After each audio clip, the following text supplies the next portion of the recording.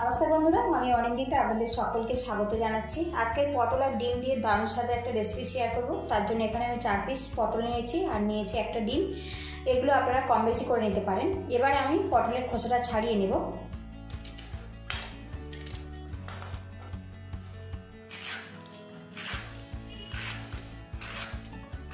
পটলটা আমি এইভাবে খোসা ছাড়িয়ে নেব।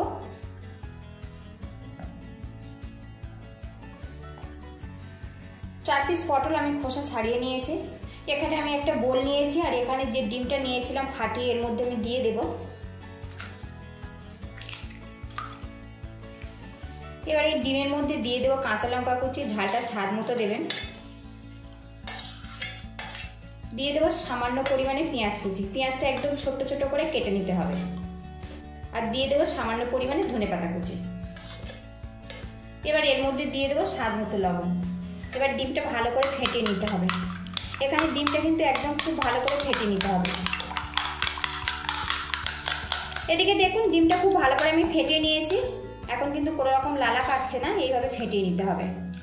এখানে যে পটলগুলো আমি খোসা ছাড়িয়ে নিয়েছিলাম দুটো ভাগ করে আমি কেটে নেব আর একদম সমান করে কিন্তু ভাগটা কাটতে হবে। দেখুন দুটো ভাগ করে আমি কেটে নিয়েছি।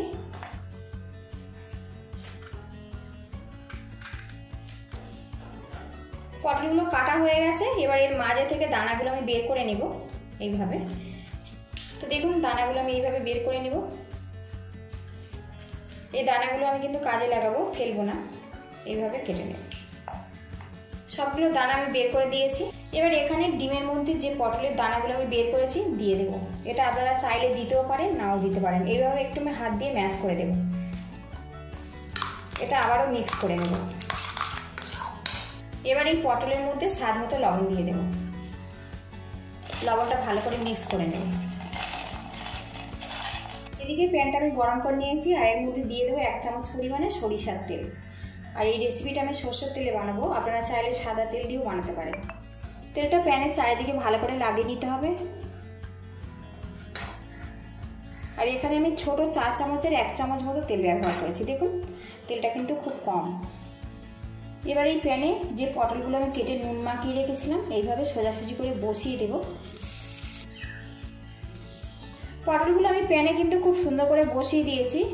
একটু খেয়াল রাখতে হবে যেন পটলগুলো খুব বেশি না হেলে যায়। এবার যে ডিমের মিশ্রণটা আমি বানিয়েছিলাম এই পটলের মধ্যে দিয়ে দেব।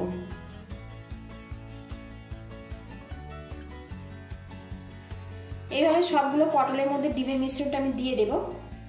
এদিকে দেখুন ডিমের মিশ্রণটা আমি পটলের মধ্যে কিন্তু খুব সুন্দর করে ভরে দিয়েছি আর একটা পাত্র দিয়ে ঢেকে রাখবো যতক্ষণ না ডিমটা শক্ত হয়ে যাচ্ছে। আর এই সময় গ্যাস রেটটা কিন্তু একদম লোতে রাখতে হবে।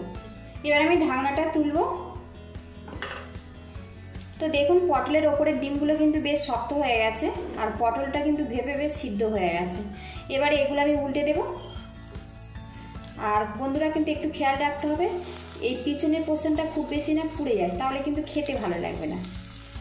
গ্যাস রেটটা কম দিয়ে কিন্তু ডিম আর পটলটা ভাপিয়ে নেবেন। তো দেখুন কত সুন্দর কালার চলে এসছে। আবার একটু ঢেকে রাখবো, ঢাকনাটা খুলে নেব। এবার এগুলো আমি উল্টে পাল্টে ভালো করে ফ্রাই করে নেব। আর বন্ধুরা এই রেসিপিটা হচ্ছে ডিম দিয়ে পটল ভাজা। সাধারণ পটল ভাজা তো আমরা খেয়েছি, ডিম দিয়ে পটল ভাজার স্বাদ কিন্তু অনেকটাই সুন্দর। ভিডিওটি ভালো লাগলে একটা লাইক দিয়ে দেবেন আর চ্যানেলে নতুন হয়ে থাকলে চ্যানেলটিকে সাবস্ক্রাইব করে নেবেন, যাতে আগামী দিনে নতুন নতুন রেসিপি খুব সহজভাবে শেয়ার করতে পারি। এদিকে পটল আর ডিমটা কিন্তু বেশ ভালো মতো সেট হয়ে গেছে আর এগুলো ভালো করে ভাজার জন্য এর মধ্যে আরেকটু তেল দিয়ে দেব। এই পটলের মধ্যে সামান্য পরিমাণে হলুদের গুঁড়ো দেব।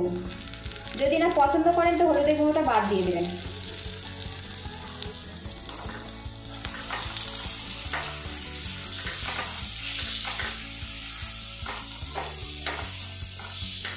একটু উল্টে পাল্টে এগুলো সুন্দর করে ব্রাউন কালার করে ভাজা করে নেব।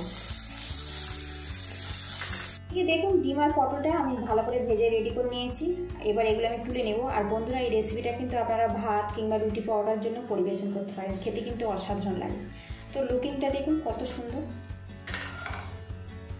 একদম নতুন আর ইউনিক স্বাদের ডিম দিয়ে পটল ভাজা। রেসিপিটা ভালো লাগলে বাড়িতে অবশ্যই এইভাবে ট্রাই করবেন, খেতে কিন্তু অসাধারণ হবে। পুরো ভিডিওটি দেখার জন্য অসংখ্য ধন্যবাদ রইল। ভালো থাকবেন, সুস্থ থাকবেন এই কামনা করে আজকে আমি বিদায় নিচ্ছি। তো বন্ধুরা লুকিংটা দেখুন দেখেই কিন্তু জিভে জল চলে আসবে। রুটি, পরোটা, ভাতের সাথে আপনারা কিন্তু খেতে পারেন।